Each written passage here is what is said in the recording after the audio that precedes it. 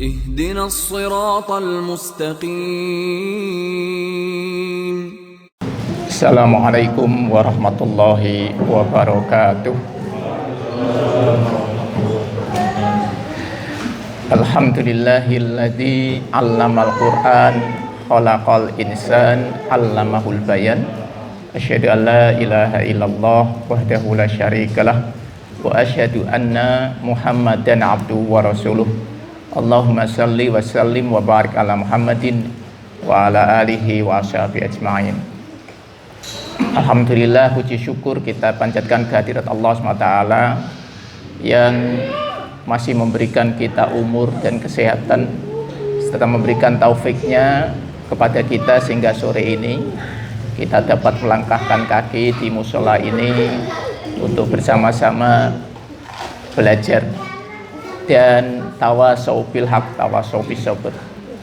Semoga langkah kaki kita dari rumah ke sini itu menjadi langkah-langkah ampunan dari Allah SWT dan langkah diangkat derajatnya oleh Allah SWT. Sholawat dan salam mari kita sampaikan kepada teladan kita Rasulullah Muhammad Sallallahu Alaihi Wasallam, keluarga, sahabat dan seluruh pengikutnya yang istiqomah mengikuti sunnahnya. Para sepuh, bini sepuh, para tetua, para jamaah semua, bapak ibu yang dirahmati Allah SWT. Jadi saya mendapatkan WA dari Pak Ali ini kayaknya 2 minggu yang lalu gitu. Ordernya itu tadinya minta tanggal 21, mundur tanggal 28, ora apa-apa. Arep mundur meneh tanggal 35 ya ora apa-apa. Insyaallah siap-siap saja. Nah, jadi ketika kemarin saya baca lagi WA-nya, wah ini kok judulnya dawa temen gitu. Jadi maka terus saya coba ringkas saja lah ya. Artinya ketika kita ini ceritanya memperingati apa iki mau tahun baru Hijriah. Neng wis ning ngene akhir Muharram ya ora apa-apa. Oh ya sing penting isih Muharram lah ya to. Oh isih Muharram mingklik-mingklik ya to. Ora apa-apa. Itu. Enggak masalah itu. Jadi kalau kita bicara tentang tahun Hijriah itu karena momen yang dipakai oleh Umar bin Khattab menentukan tahun pertama itu adalah tahun hijrahnya Nabi dari Mekah ke Madinah. Kenapa? Karena hijrah itu sebuah proses yang luar biasa. Ya ini kebetulan musola ini dinamakan Al-Muhajirin. Ngono ki ya artine orang-orang yang hijrah. Ya memang ning kene pendatang kabeh ora ana sing asli ning kene ya to. Jadi semuanya itu orang-orang yang hijrah. Nah, ketika menjadi muhajirin ini berat loh. Dikira menjadi muhajirin itu gampang. Menjadi muhajirin itu berat aslinya. Kalau kita mengacu kepada riwayat Nabi dan para sahabat saat itu, mereka hijrah dengan meninggalkan semua asetnya mereka, tanah, rumah itu ditinggalkan begitu saja untuk hijrah ke Madinah, ke sebuah tempat yang belum tentu masa depannya. Tetapi ada sebuah keyakinan yang tinggi. Nah ini harus kita lihat kehebatan orang muhajirin itu apa? Memiliki keimanan yang tinggi. Ya, keimanan kepada Allah, keimanan kepada Rasulullah itu mengantarkan orang untuk melakukan aksi meninggalkan sesuatu yang mungkin berat. Nah ini yang saya pengen kasih poin pentingnya. Jadi menjadi muhajirin itu kita harus berani meninggalkan sesuatu meskipun itu berat dalam rangka untuk mendapatkan keridhaan Allah SWT. Nah, saya ingin mengawali dengan apa sih sebenarnya misi utama Rasulullah SAW itu dihadirkan ke muka bumi ini, sehingga nanti kita ini misinya apa? Kita itu kok mengikuti Rasulullah itu misinya apa? Jadi misi Rasulullah itu apa? Misi kita harus apa ya? Misi Rasulullah diutus itu cuma 2. Satu, misi tauhid, yaitu mengesahkan Allah. Maka ketika seorang itu mengikrarkan diri menjadi seorang muslim, syaratnya dia mengucapkan 2 kalimat syahadat. Nomor 1, asyhadu alla ilaha illallah. Aku bersaksi bahwa tidak ada ilah selain Allah. Itu ya prinsip dasar. Nomor 1 itu tauhid, tidak ada ilah selain Allah. Ini kalimat pertama. Kalimat kedua, wa asyhadu anna Muhammadan Rasulullah, dan aku bersaksi bahwa Muhammad itu utusan Allah. Artinya ketika kita kemudian mengimani, menyembah hanya kepada Allah, maka kemudian kita meneladani Rasulullah di dalam proses penyembahan tadi. Jadi misi pertama, misi tauhid. Misi kedua, Rasulullah diutus itu untuk memperbaiki akhlak. Gitu. Innama bu'istu liutammima makarimal akhlak. Sesungguhnya aku diutus untuk apa? Menjadikan akhlak manusia itu menjadi mulia. Jadi ini 2 misi utama. Oke. Nah, sekarang kita sebagai umatnya, iki aku waktu ini pirang menit ini. Nah, supaya nanti saya bisa ngomongnya tak percepat, apa santai gitu ya. Ya. Nah, misi kita selaku umat Muhammad itu kemudian Allah membuat perintah. Perintah di dalam surat An-Nisa ayat 36. Apa perintahnya? A'udzubillahi minasyaitonirrajim. Wa'budullaha wa la tusyriku bihi syai'a. Perintah pertama, sembahlah Allah dan jangan engkau menyekutukan sesuatu dengan Dia. Jadi ini perintah pertama. Artinya kalau kita mengaku sebagai seorang muslim, maka wa'budullaha wala tusyriku bihi syai'a. Maka kalau kita menjadi seorang muslim itu hanya menyembah Allah, tidak ada sesembahan yang lain. Titik. Itu prinsip dasar utamanya. Itu sebabnya kenapa ketika kita sholat membaca Al-Fatihah, iyyaka na'budu, hanya kepada Engkau ya Allah aku beribadah, wa iyyaka nasta'in, dan hanya kepada Engkau kami memohon pertolongan. Ini prinsip dari tauhid. Nomor 1 ini misi kita selaku umatnya Muhammad adalah beribadah hanya kepada Allah, tidak ada ilah selain Allah, tidak ada pertolongan yang kita harapkan selain Allah, tidak ada harapan-harapan yang kita sandarkan kecuali hanya kepada Allah. Baru misi selanjutnya itu, ini kan misi vertikal. Misi selanjutnya itu misi horizontal. Apa? Wabil walidaini ihsana, dan berbuat baiklah kalian kepada kedua orang tuamu. Jadi ini misi horizontalnya kepada sesama manusia itu adalah berbuat baik kepada orang tua. Maka kalau kemudian dia mengaku sebagai muslim tetapi tidak memuliakan orang tua, harus diragukan keislamannya. Islam mengajarkan setelah Allah itu, urusan kita dengan manusia adalah berbuat baik kepada orang tua.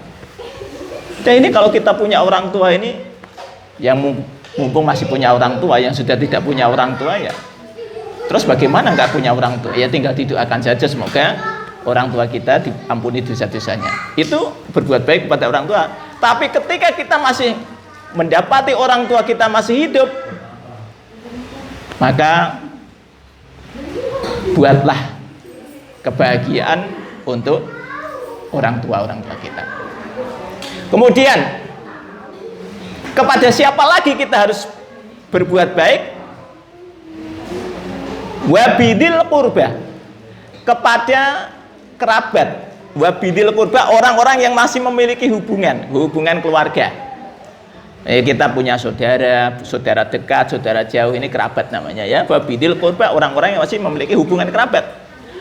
Wal yatama, dan kepada anak-anak yatim kita juga harus berbuat baik. wal masakin, dan kepada orang-orang miskin. Nah, ini kita ngomong prioritas ya. Jadi prioritas kalau kita mau beramal soleh dalam kaitannya berbuat baik kepada manusia, nomor 1 kepada orang tua, nomor 2 kepada saudara kerabat, nomor 3 kepada anak yatim, nomor 4 kepada orang-orang miskin. Berikutnya, wal jaridil qurba, kepada tetangga yang dekat. Nah, kita harus berbuat baik.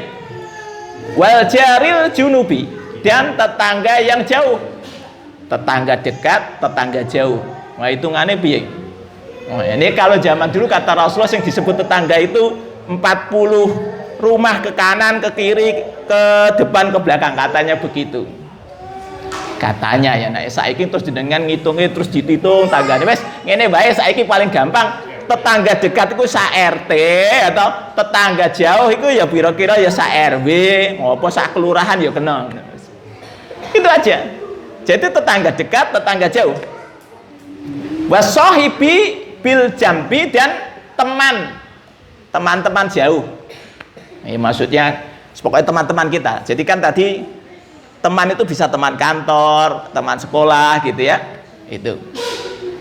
Kemudian berikutnya wabni sabil, kepada ibnu sabil. Siapa yang disebut sebagai ibnu sabil? Ibnu sabil adalah orang-orang yang melakukan perjalanan dalam rangka mendekatkan diri kepada Allah. Misalnya dia pengen belajar ilmu agama, dia kemudian melakukan perjalanan jauh, itu ibnu sabil. Atau kemudian dalam rangka umroh, itu juga ibnu sabil. Wa ma malakat aimanukum, dan ini sekarang nggak ada. Wa ma malakat aimanikum, dan berbuat baiklah kepada hamba yang kamu miliki. Innallaha, sesungguhnya Allah, la yuhibbu, tidak mencintai, mangkana, orang yang muhtalan fahura, orang yang sombong dan membangga-banggakan diri. Nah, ini tolong dipahami ini ayat ini. Dicatat dhisik, ayat piro? Ayat 36 surat An-Nisa. Nomor 1 itu pokoknya urusan dengan Allah itu paling gampang. Kita hanya diminta menyembah kepada Allah, tidak menyekutukannya. Tapi dalam prakteknya juga banyak orang yang kemudian menyekutukan Allah. Ya kan? Ini kalau sekarang rame-rame masalah perdukunan itu kan bagian dari menyekutukan Allah. Nah, insya Allah sih tak delok warga-warga kene iki ora ono sing ngono iku. Nek ono iku kepleset mungkin ya. Ya tak dongake nek kepleset iku ya kembali ke jalan yang benar gitu ya. Jadi kembali kita hanya beribadah kepada Allah SWT. Yang kedua, mari kita perbaiki hubungan sesama manusia. Hubungan kepada orang tua, hubungan kepada kerabat, hubungan kepada yatim, orang-orang miskin, kepada tetangga, ya kan, kepada ibnu sabil. Ini mari kita perbaiki hubungan-hubungan ini. Karena kalau ketika ini fi'ilnya amar, fi'il amr itu artinya perintah. Perintah itu berarti ketika kita melakukan dapat pahala, tidak melakukan dapat dosa, udah itu aja. Jadi ini perintah, nggak bisa mengelak kita, ini perintah dari Allah. Maka kemudian Allah mengakhiri ayat ini, innallaha la yuhibbu man kana muhtalan fahura, sesungguhnya Allah itu tidak mencintai orang-orang yang sombong dan membangga-banggakan diri. Siapa orang yang sombong? Orang yang tidak mau beribadah kepada Allah. Siapa orang yang sombong? Yaitu orang-orang yang tidak mau berbuat baik kepada orang tuanya, tidak mau berbuat baik kepada kerabatnya, tidak mau berbuat baik kepada anak yatim, tidak mau berbuat baik kepada orang miskin, tidak mau berbuat baik kepada tetangganya. Ini orang-orang yang sombong. Maka mari kita hilangkan kesombongan kita ketika ada perintah Allah, laksanakan. Kenapa kok kita ini kadang-kadang jadi kalau orang itu tidak mau melaksanakan perintah Allah, itu sebenarnya rumusnya sombong itu bisa macam-macam. Sombong karena dia merasa dirinya tinggi, atau gengsi. Gengsi itu bagian dari kesombongan. Enggak mau saya gitu. Nah, itu ya. Hati-hati. Nah, berkaitan dengan berbuat baik ini, maka Ada satu surat itu yang kalau saya baca itu isinya berisi tentang aturan main kita berhubungan dengan manusia, yaitu surat Al-Hujurat. Jadi Al-Hujurat itu merupakan surat yang isinya aturan-aturan kita di dalam berhubungan dengan manusia. Diawali dengan aturan berhubungan dengan Rasulullah, gitu ya. Kemudian mulai ayat 11, ini saya coba di ayat 11 dulu ya. Allah itu kemudian memberikan sebuah perintah lagi. Ini larangan.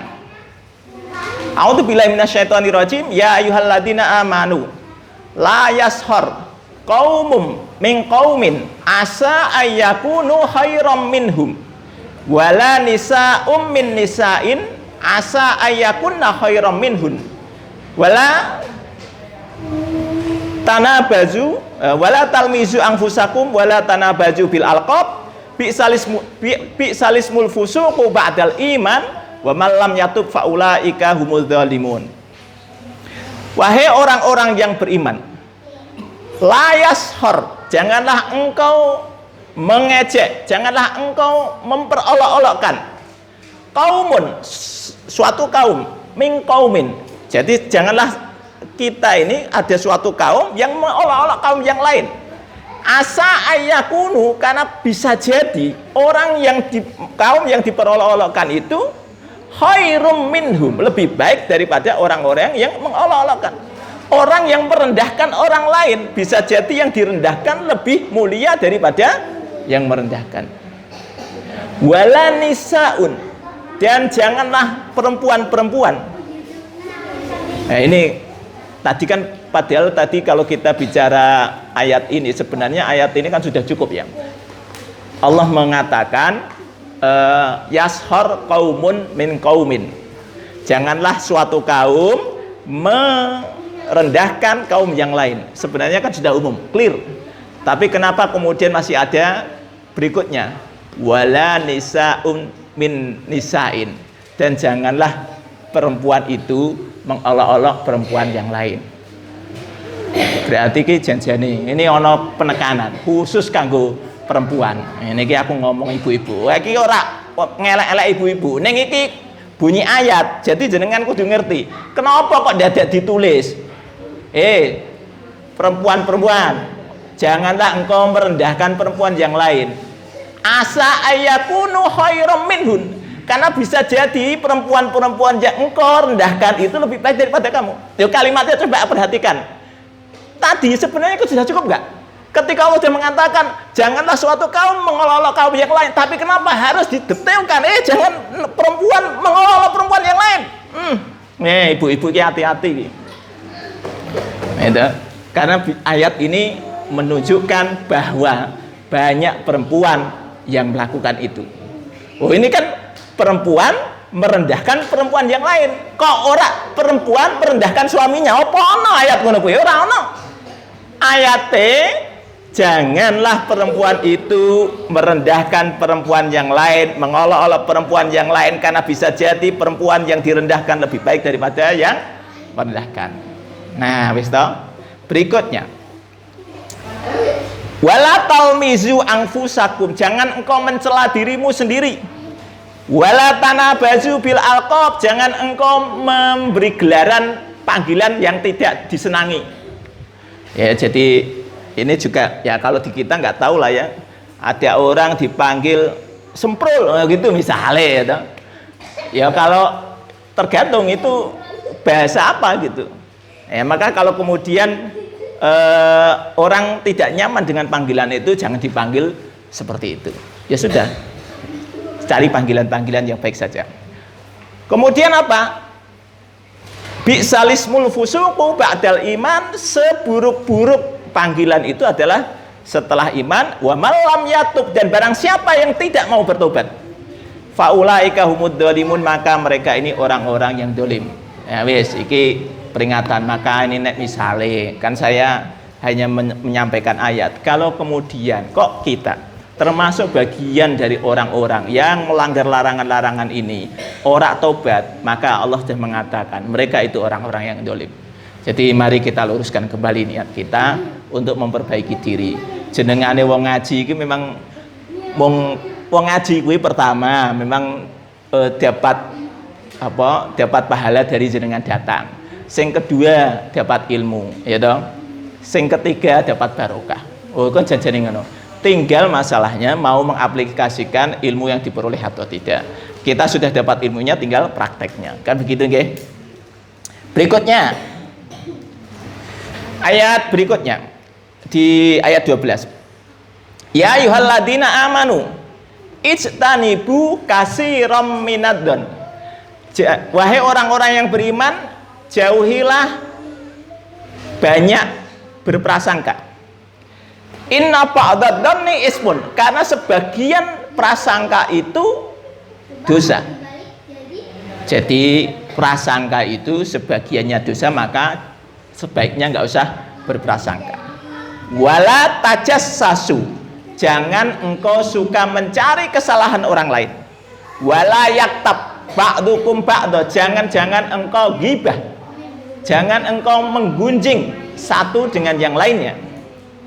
Ayuhibbu ahadukum, apakah salah seorang dari kalian itu mencintai ayyakulalah ma'ahihi maitan, apakah salah seorang dari kalian itu suka makan daging saudaranya yang sudah mati?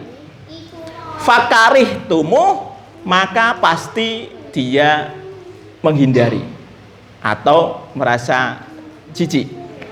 Wattaqullah, dan bertakwalah kepada Allah. Innallaha tawwabur rahim, karena sesungguhnya Allah itu maha penerima taubat dan maha penyayang. Jadi ini juga menjadi catatan kita di dalam memperbaiki hubungan itu. Jangan ada prasangka. Ya gini ya, ini yang saya ingin sampaikan. Setiap orang itu punya potensi salah. Prinsipnya dasar itu. Kita semua tempatnya salah. Innal insana mahalul khata' wa nisyan. Sesungguhnya manusia itu tempatnya salah dan lupa. Jadi tidak ada manusia yang tidak pernah salah. Gitu. Maka kalau kita sudah paham tidak ada manusia yang tidak pernah salah, kalaupun ada yang salah, ya sudah diingatkan saja. Jangan kemudian terus berlarut-larut. Dan kata Rasulullah itu, sebaik-baik orang yang salah adalah orang yang meminta ampun, gitu ya. Jadi setiap manusia memang punya salah, tapi sebaik-baik orang yang salah itu orang yang bertobat. Nah itu aja kan. Allah Maha Penerima Taubat. Mungkin kita kemarin salah begini begitu, melakukan kesalahan, bisa salah kita urusannya dengan Allah, tapi juga bisa juga kesalahan kita kepada manusia. Maka perbaiki diri dengan cara bertobat, meminta ampun, kemudian meminta maaf. Selesai. Tadi kan maka ikat yang ayat sebelumnya tadi kan.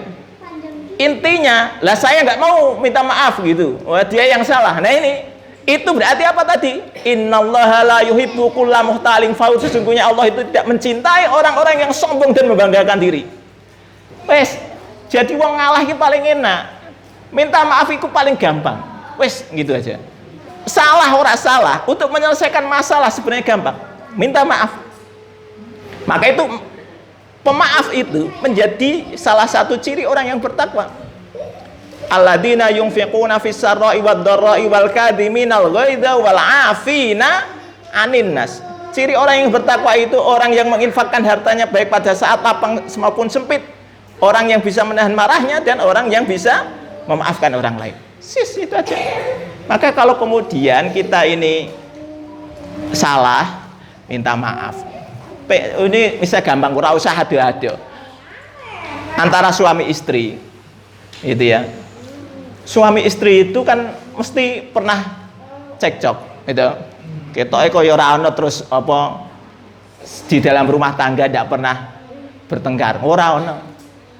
Terus bagaimana supaya bisa selesai? Salah satu harus ngalah. Wes, biasanya bapak-bapak wis aku minta maaf kan gitu, selesai. Lah nek misale jenengan ora minta maaf, ora rampung-rampung, bojone ngene iki ngene, aduh ora rampung-rampung. Wis itu titenono. Wis dadi wong ki ngalahan wae. Ngalah itu kan tidak berarti kalah. Minta maaf saja, selesai. Lah kalau kemudian ini urusan rumah tangga, kalau jenengan nggak ada yang mau minta maaf, wah terus ribut terus, gitu. Nah, jadi hati-hati ini urusan ini kan gampang ya, gampang angel. Tapi pada prinsipnya tadi bahwa setiap orang punya salah, maka bagaimana kita bisa memperbaiki diri dengan minta maaf saja. Nah, itu ya. Nah, maka tadi ada beberapa pernyataan Allah di sini. Misalnya jangan suka mencari kesalahan orang lain. Itu. Untuk apa kita mencari kesalahan orang lain? Apa manfaatnya?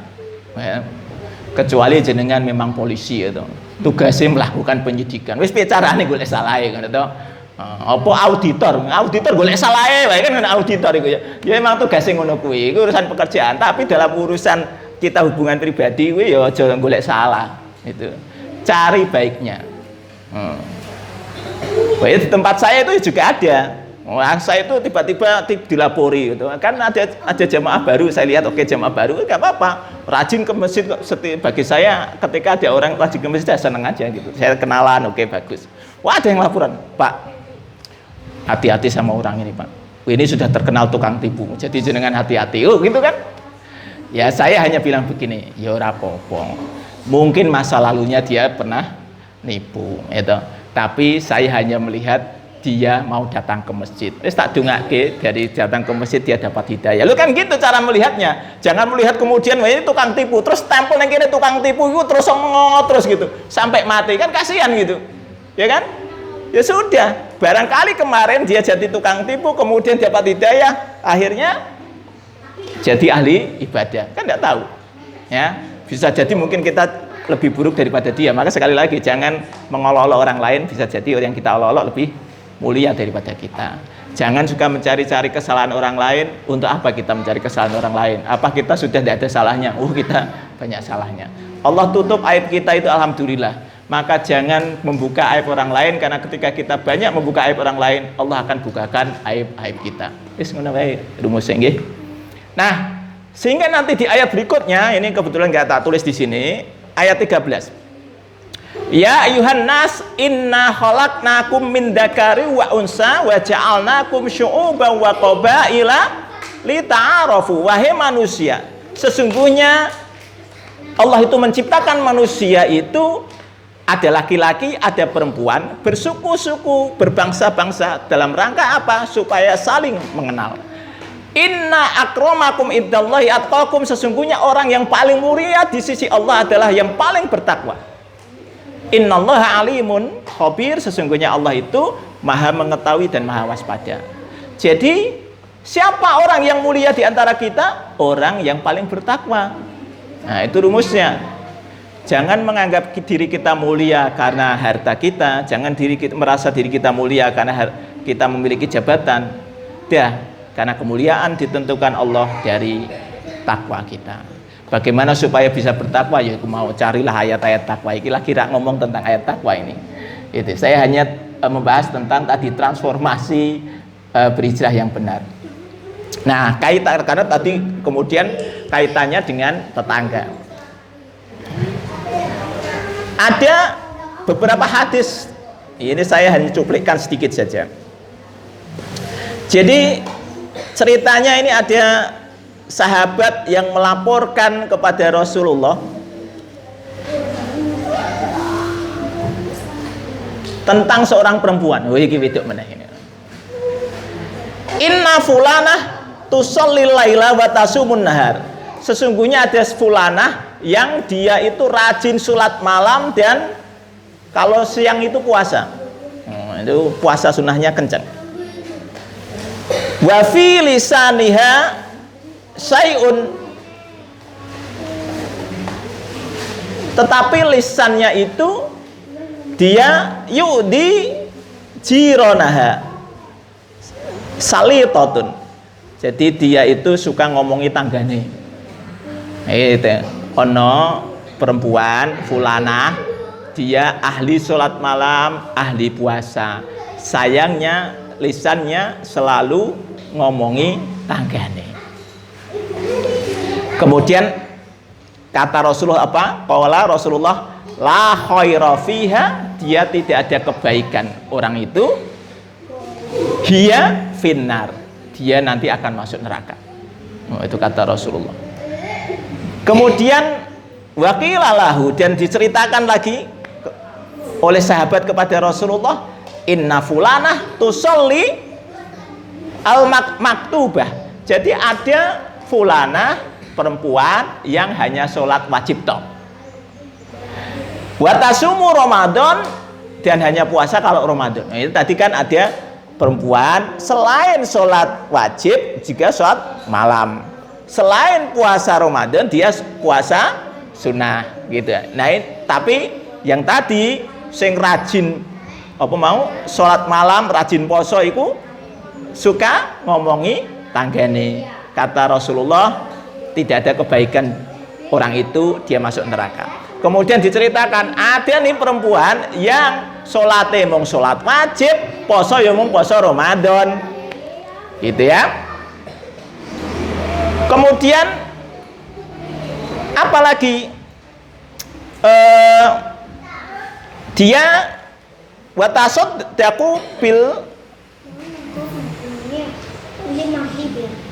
aswar, dan dia hanya sedekah ya sak yo pokoknya sedekah ora akeh ngono ya. Tapi walaisa laha sayun ghairuhu, tapi apa namanya lisannya itu wala tu'di ahadan, dia tidak ngomongi tanggane. Pokoknya tidak ada omongan-omongan yang jelek kepada tetangganya. Maka kata Rasulullah, qala hiya fil jannah, orang ini nanti masuk surga. Jadi apa yang bisa kita ambil pelajaran dari ayat ini, dari hadis ini, pelajarannya adalah mari jaga lisan kita. Nek ngomong-ngomong sing apik, jangan menyakiti orang lain, ya. Terakhir hadis yang ingin saya sampaikan, mangkana yu'minu billahi wal yaumil akhir falyaqul khairan aw liyasmut. Barang siapa yang beriman kepada Allah dan hari akhir, maka berkatalah yang baik atau diam. Jadi kalau nggak bisa ngomong apik, wis meneng baik. Kemudian wa wal yaumil akhir falyukrim jarah. Barang siapa yang beriman kepada Allah dan hari akhir, maka muliakan tetangganya. Wa man kana yu'minu billahi wal yaumil akhir falyukrim dhaifah. Barang siapa yang beriman kepada Allah dan hari akhir, maka muliakan tamunya. Iku rumusnya gampang toh. Supaya kita ini bisa menjadi bagian dari orang-orang yang disebut beriman, maka tadi yang pertama kita diminta oleh Allah untuk berkata baik, diminta oleh Rasulullah untuk berkata baik atau diam. Kalau nggak bisa berkata baik, diam saja. Yang kedua, kita diminta memuliakan tetangga, dan yang ketiga, kita diminta memuliakan tamunya. Nah, ini beberapa catatan yang memang saya bawa ke sini dalam rangka mengingatkan saya dan Bapak Ibu semua bahwa ketika kita ingin menjadi orang-orang yang mulia di sisi Allah, itu harus ada effortnya, harus ada usahanya. Usahanya itu berat, tidak ringan. Kita ini beribadah kepada Allah tidak cukup, kita juga harus berbuat baik kepada sesama manusia. Catatan amal kita ini urusannya panjang. Jadi kita tidak cukup hanya mengandalkan amal kita terhadap Allah. Salate bener, kemudian puasanya bener gitu ya. Kemudian mungkin dikirnya banyak. Tidak cukup dengan itu, meskipun itu juga saya sarankan. Tapi kita mesti berbuat baik kepada orang lain. Keseimbangan ini kalau kita kemudian coba merunut bagaimana cara Rasulullah. Ini kemarin ketika saya diminta untuk memberikan tausiah di ada sebuah perusahaan gitu. Saya omongin ini kepada leader-leadernya itu sederhana sebenarnya. Jadi coba kita lihat Rasulullah itu ketika hijrah. Apa yang dilakukan Rasulullah? Beliau hijrah dari Mekah ke Madinah. Ini perkara yang tidak mudah karena orang Mekah ini sudah meninggalkan asetnya masuk ke Madinah. Kita bicara teori senioritas. Di Madinah siapa yang senior? Ya penduduk Madinah. Ya kan? Nah, ini biasanya kalau di kantor-kantor sing senior itu apa namanya? Dia lebih superior ya, dia lebih berkuasa daripada juniornya. Nah, ini bahaya. Karena kemudian akhirnya ketika ini tidak dikelola dengan baik, senior-senior ini membuat junior-junior justru tidak berkembang, tidak efektif pekerjaannya. Maka apa yang dilakukan oleh Rasulullah SAW? Mempersaudarakan Muhajirin dan Ansor, membuat senioritas itu hilang. Orang Madinah senior dari sisi tempat, ya, penduduk lama. Untung biyen iki ora ana senior ning kene penduduk lama iki to. Ning ngene biyen nek misale ning kene ana penduduk lama wah lebih susah lagi gitu. Oh, iki aku ini penduduk asli kok gitu ya. Ini untung nggak ada yang ngomong penduduk asli. Ini pendatang kabeh, Muhajirin kabeh, ora ana penduduk Ansor. Nah, ini kalau kemudian ada penduduk lama itu biasanya akan terjadi konflik, merasa bahwa yang penduduk lama, wah aku ki sing kowe urung ning kene, aku wis lahir ning kene. Lah itu kadang-kadang begitu. Merasa dirinya lebih berkuasa. Nah, ini maka kemudian Rasulullah melakukan apa? Mempersaudarakan antara Muhajirin dan Ansor. Mesti sekarang itu nggak ada senioritas, sama. Itu dari sisi tempat, orang Madinah lebih senior. Dari sisi ilmu agama, orang Mekah lebih senior, ya kan? Ini kalau senioritas ini kemudian tidak dihilangkan, orang yang Mekah kemudian mengatakan, kowe salat ae durung iso, gitu kan gitu. Wah, kok arep ngajari aku. Jadi ini bahaya. Maka bagaimana supaya masyarakat itu bisa maju bersama? Nomor satu, hilangkan sekat-sekat apa ya? Ya tadi termasuk salah satunya sekat senioritas.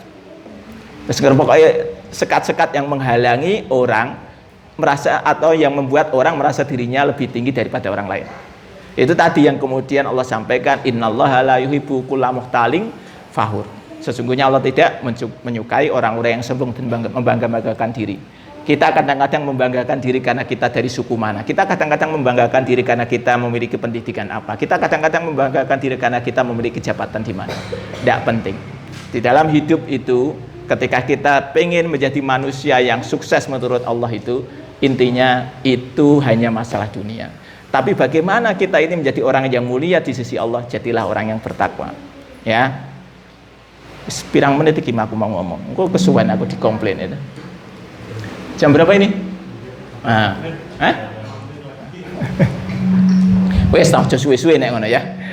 Nah, jadi kesimpulannya, Bapak Ibu yang dirahmati Allah SWT, iki tak video ke.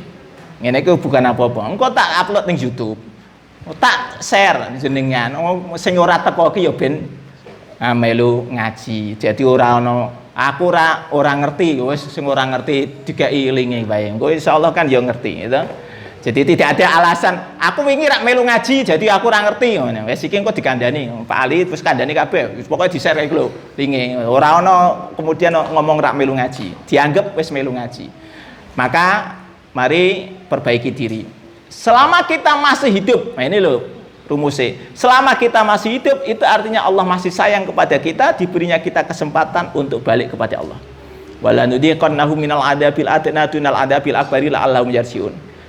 Allah itu memberikan siksa yang ringan sebelum siksa yang berat supaya kita itu kembali kepada Allah. Bisa jadi hidup kita itu merasa berat, hidup kita menjadi susah. Itu adalah cara Allah untuk mengingatkan kita kembali kepada Allah. Hari ini barangkali ini hidup-hidup kita ini lagi susah, orang masalah. Itu datangnya dari Allah. Kembalilah kepada Allah, insya Allah Allah akan perbaiki hidup kita. Manakala kita kemudian bertakwa kepada Allah, Allah sudah menjanjikan wa may yattaqillaha yaj'al lahu makhraja. Barang siapa bertakwa kepada Allah, maka Allah akan berikan jalan keluar dari setiap masalah yang dihadapinya. Wa yarzuqhu min haitsu la yahtasib. Dan Allah akan memberikan rezeki dari jalan yang tidak pernah diduga. Begitu saja yang bisa saya sampaikan. Mohon maaf atas segala kekurangannya, karena saya memang banyak kurangnya. Kalaupun ada sesuatu yang salah, sekali lagi itu kekurangan saya. Terus ada apa lagi? Langsung ditutup atau bagaimana? Oh, monggo. Izin bertanya, Ustaz, gimana caranya kita untuk bisa menghindari adanya perasaan buruk terhadap orang lain? Begitu. Dan juga apa namanya? Kadang kita sering berbanyak berburuk sangka, ternyata bukan itu yang dimaksud. Terus atau misalkan apa, dalam hidup sosial mungkin banyak gesekan-gesekan dengan tetangga. Mungkin kita sebagai muslim sudah tahu ilmunya, caranya bertetangga dengan sekitar. Kita sudah berusaha baik, tapi yang kita terima itu kebalikannya. Gitu. Gimana sikap kita? Gitu. Pak Salman bin jawab ya rapopo. Gini, ini kan kalau saya melihat secara umum, apa namanya, bapak-bapak, ibu-ibu di sini itu ya mungkin umurnya masih under 40 begitu ya, sekitar itu. Itu ada kecenderungan begini, itu kecenderungan egonya jauh lebih tinggi. Nah, makanya apa namanya, yang ngono kuwi biasa. Ya, jadi karena aku ku ya tau ngalami ngono kuwi to. Aku ya tau nom ya to. Nah, saiki isih nom alhamdulillah. Cuma maksudnya di usia-usia yang itu kan saya sudah pernah mengalami. Yo egone tinggi, gengsine tinggi, ngono ku ya wajar. Nah, biasanya kalau ada orang punya masalah ya ora apa-apa, jarke engko mentok-mentok dhewe to. Pada saatnya engko mentok ya balik. Itu kalau saya memang akhirnya begitu, karena perjalanan hidup saya kemudian mengajarkan bahwa menjadi orang yang kemudian bisa legowo ki angel, ya kan, bener gak? Bisa legowo itu angel. Nah itu proses perjalanan hidup, kedewasaan. Lama-lama jenengan nek wis kemudian mentok dijotosi kono kene kan lama-lama ya ngerti, oh iya rasane kaya ngene, akhirnya bisa berempati kepada orang lain. Neng ngene ki aku teng ngomongi, mumpung jenengan ora urung dijotosi wong akeh, wis dadilah orang legowo gitu loh. Tidak ada salahnya kok menjadi orang yang kemudian apa namanya, bisa menerima keadaan. Maka ketika kita ini menghadapi apapun, nomor satu itu terima dulu. Tetangga kita tidak suka dengan kita, diterima. Yo ya tidak apa-apa ya, memang ngono ya toh. Diterima gitu. Sekali lagi, kemuliaan kan tidak ditentukan dari tetangga kita, kemuliaan diri kita ditentukan dari ketakwaan kita. Maka ini ada satu kisah, iki piye carane iki jenengan mengibroi kisah ini tergantung ya, ketoke angel itu, tapi jenengan akan bisa pada masanya. Ada kisah tentang ulama terkenal namanya Hasan Bisri. Beliau ini punya tetangga orang Yahudi. Ya nggak tahu zaman dulu kok omahe pepet-pepetan kaya ning kene iki ya. Oh itu padahal zaman biyen, tak pikir-pikir zaman biyen tanahku ya gampang. Tapi dia punya tetangga pepetan. Ya kaya ngene iki lah ya. Di sini masih mending temboke loro. Lah tembok ning ngene perumahanku temboke siji dibagi loro ya. Jadi itu ya. Nah, pepet-pepetan ceritanya ini, si Yahudi ini dia kamar mandinya itu mepet ke tembok si apa tadi, Syekh Hasan Basri ini, dan bocor sehingga masuklah ke rumahnya Hasan Basri. Kira-kira nek jenengan sing posisine dadi Hasan Basri iki mau kamar mandine tanggane jenengan bocor ning gone omahe jenengan, apa yang jenengan lakukan? Wes iki secara jujur jawab. Langsung parani, jenengan iku mbok ya kono ditutup to Pak, ngono iki lho. Aku ngene iki mambu terus, ngene gitu. Itu kita. Tapi Hasan Basri jika ember tadai ora ngomong wis jarke wae. Wong yang tanggone daripada dia menyakiti tetangga, lebih baik dia tadi kasih ember. Wis bertahun-tahun sampai suatu saat Hasan Basri sakit. Tanggane pengen nengoki, datanglah tetangganya.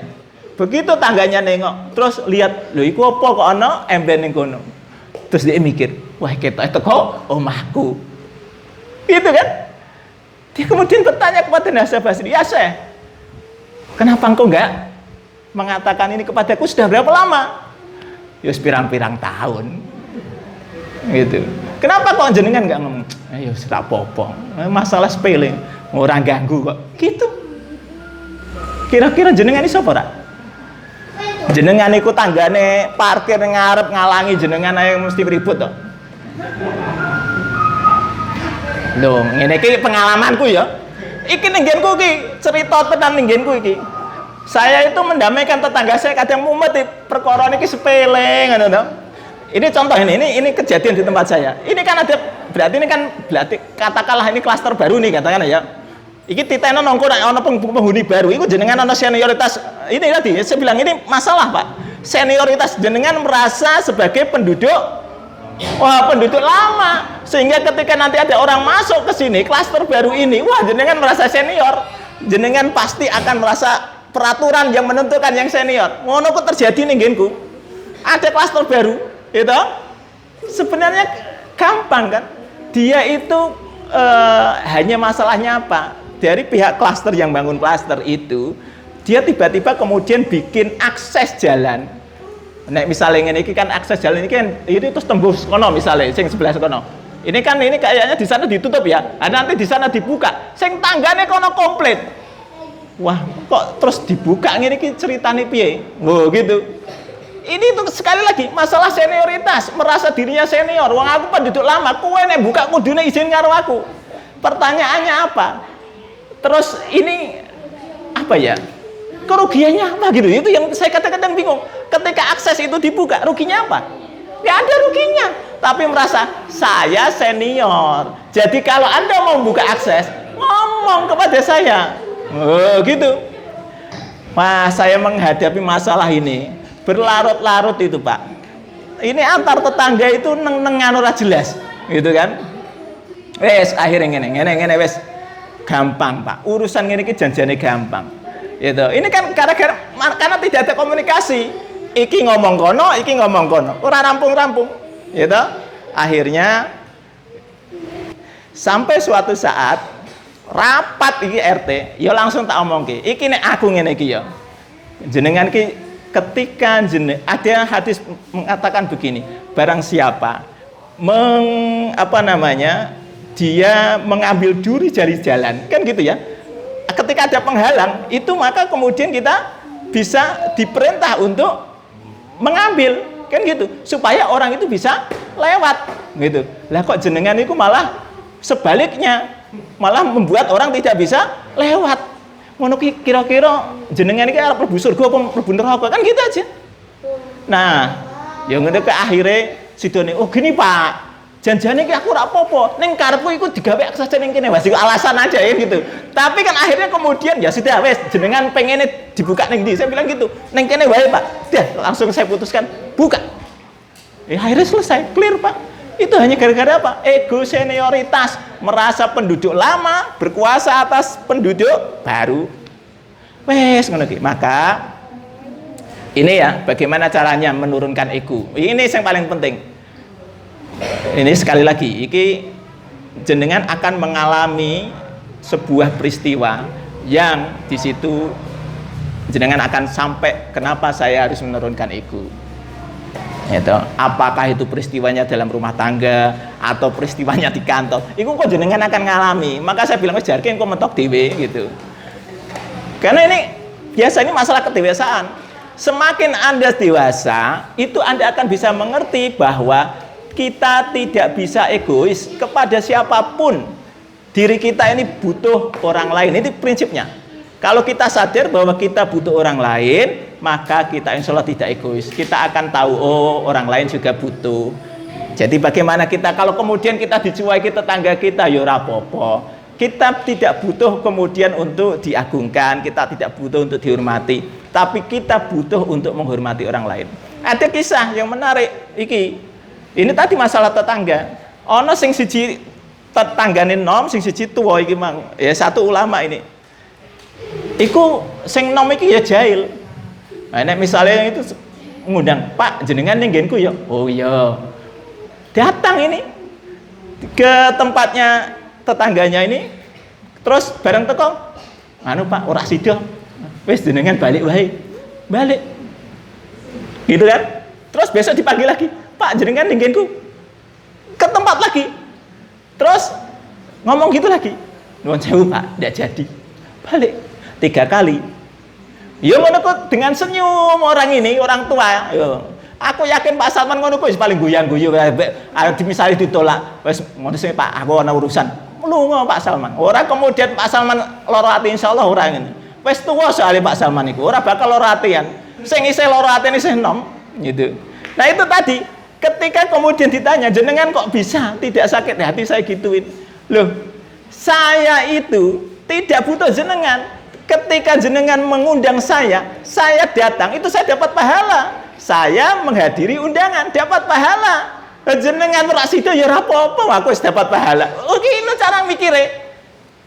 Nang ngono ki ya angel iso mikir kaya ngono iku wae. Sekali lagi ini masalah kedewasaan. Kalau panjenengan bisa kemudian menyadari bahwa urusan kita ini, kebahagiaan kita tidak ditentukan oleh orang lain. Ingat ya, kebahagiaan kita tidak ditentukan orang lain. Kebahagiaan kita ditentukan diri kita sendiri. Bagaimana kita bisa jadi bahagia? Ya jadilah orang-orang yang bertakwa, itu bahagia. Iso maafkan orang, iso ora marah, itu karena ketakwaan.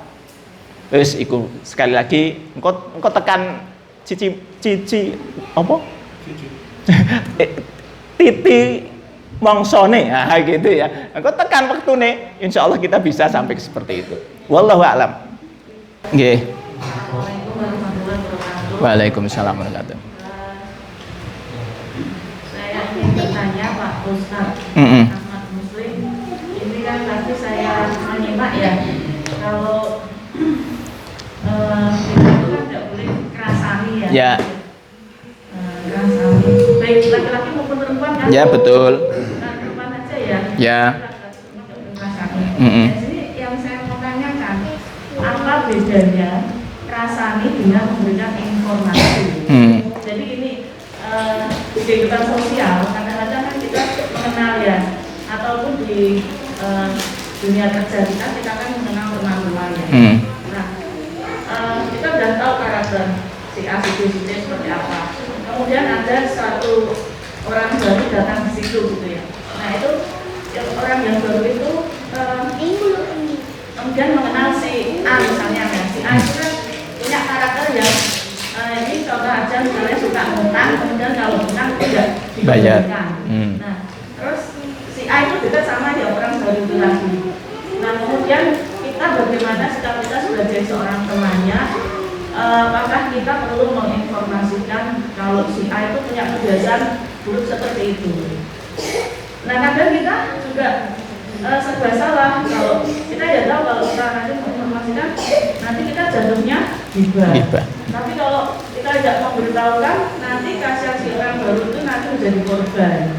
Nah pernah itu kita nggak kasih tahu apa-apa, kemudian benar orang baru itu kena korban kan, kemudian loh kok tahu orang si A kayak gitu kok nggak pernah diinformasikan ke saya sekarang jadi korban. Nah seperti itu.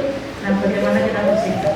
Ya. Terima kasih. Assalamualaikum warahmatullahi wabarakatuh. Waalaikumsalam warahmatullahi wabarakatuh. Ya jadi tadi prinsip dasar sing jenenge ghibah itu adalah menceritakan aib orang lain dalam rangka apa ya, sebenarnya lebih karena yaitu tadi mengumbar aib orang lain ya.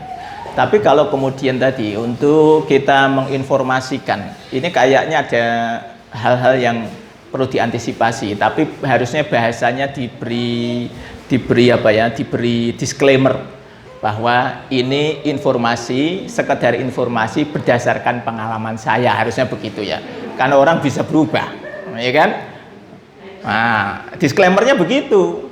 Saya juga ketika ada orang kemudian tanya kepada saya, ada orang mau ngutangi ke si fulan gitu, dia kemudian tanya saya, Pak, saya itu mau ngutangi orang ini, kira-kira menurut jenengan gimana? Gitu.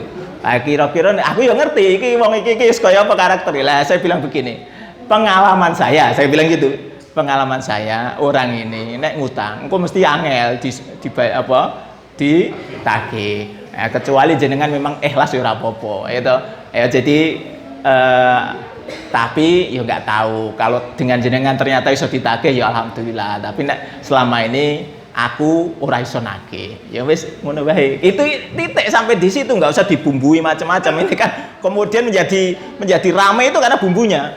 Wah, iku ora trimo karo aku lho, karo kae ceritanya jadi panjang. Jadi sudah, kita itu memberikan informasi berdasarkan pengalaman kita. Titik. Ya itu aja udah caranya ya. Ya, mari kita sama-sama berdoa. Semoga Allah ampuni dosa-dosa kita dan memberikan kita hidayah dan mewafatkan kita dalam keadaan husnul khatimah. Bismillahirrahmanirrahim. Allahumma shalli wa sallim wa barik ala Muhammadin wa ala alihi wa ashabihi ajma'in. Alhamdulillahirabbil alamin, hamdan syakirin, hamdan na'imin, hamdan yuwafi ni'amahu wa yukafi mazidah. Ya Rabbana lakal hamdu kama yanbaghi li jalali wajhika wal 'azimi sultanik. Allahumma ighfir lana dunubana wa liwalidayna warhamhuma kama rabbayana shighara. Rabbana zalamna anfusana wa illam taghfir lana wa tarhamna lanakunanna minal khasirin. Rabbana la tuzigh qulubana ba'da id hadaitana wa hab lana min ladunka rahmah innaka antal wahhab.